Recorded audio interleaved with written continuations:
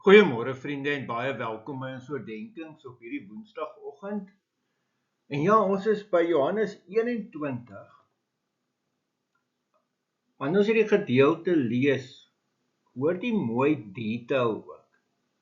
Nee, ons sê hierna het Jesus by die see van Tiberias weer aan sy disippels verskyn en dit is hoe hy verskyn het.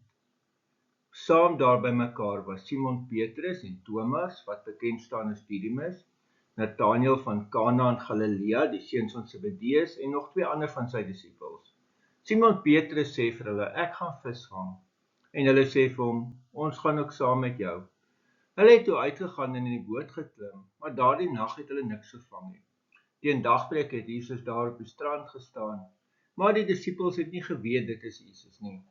Jesus vra hulle toe, my kinders, julle het seker niks om te eet nie.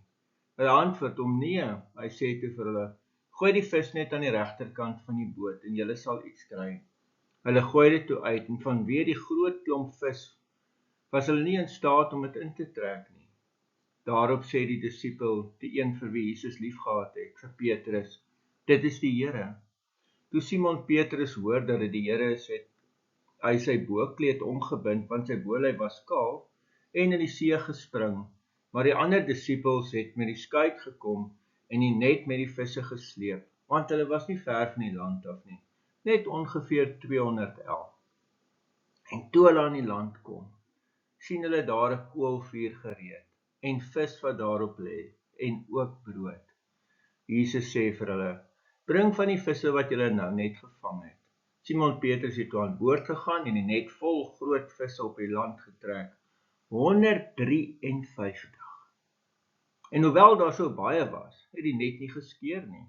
Jesus sê toe vir hulle, kom eet ontbyt. Niemand van die disippels het egter gewaag om te vra, wie is u nie? Want hulle het geweet dit is die Here. Jesus kom toe, neem die brood, gee dit vir hulle en so ook die vis. Dit was reeds die 3de keer dat Jesus aan die disippels verskyn het, nadat hy uit die dood opgewek is. Geliefdes, die evangelies maak baie spesifiek melding daarvan dat Jesus regtig leef. Dit is baie belangrik. En dat dit regtig Jesus is. En dat dit nie net sy gees is, byvoorbeeld nie. Dis ook nie 'n spook wat hulle gesien het nie. Niemand het nog ooit vir my gesê, ek het al gehoor dat mense vertel hulle het spooke gesien of geeste wat goed gebeur, maar niemand het nog ooit vir my gesê 'n spook het my kos opgeëet nie. Nee, spooke en geeste eet nie. Maar Jesus eet, dit is my mooiste prentjie, hier kom hulle nou moeg terug, né? Ek is nou self baie lief vir visvang, so jy moet weet, as jy iemand sien terugkom van die visvang af, en hy lyk vir jou baie moeg, gaan dit hy niks gevang nie, moenie vra nie.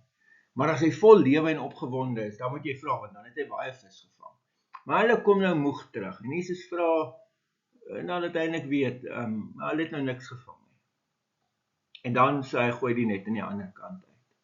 En dan is dit so mooi, wanneer Petrus nou besef, want Johannes sê vir hom, dit is Jesus, dan spring hy sommer in die water, en loop die laaste stuk na die land toe. Die ander disippels bring die vis uit, daar word melding gemaak van hoeveel vis dit ook was, spesifiek, 153, dit is reg baie.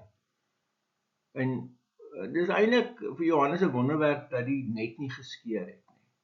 Want eintlik moes dit gebeur het, maar die net het nie geskeur nie. En daar eet hulle saam met Jesus. Absolute bevestiging, maar hy leef. En dit is die boodskap wat hulle die wêreld gaan moet invat. En dit is dat Jesus leef.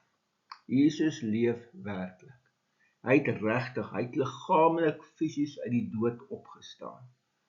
My en jou geloof is hierop gebou. As ons dit prys gee, dan gee ons eintlik letterlik die evangelie prys. Amen. Here almagtige God, dankie vir hierdie pragtige verhaal wat ons mag lees en dat ons kan weet, U het regtig die dood oorwin. Ja, ons eer U daarvoor. In die naam van ons Here Jesus Christus. Amen. Vriende, mag jy 'n baie mooi en 'n baie geseënde dag hê. Totsiens.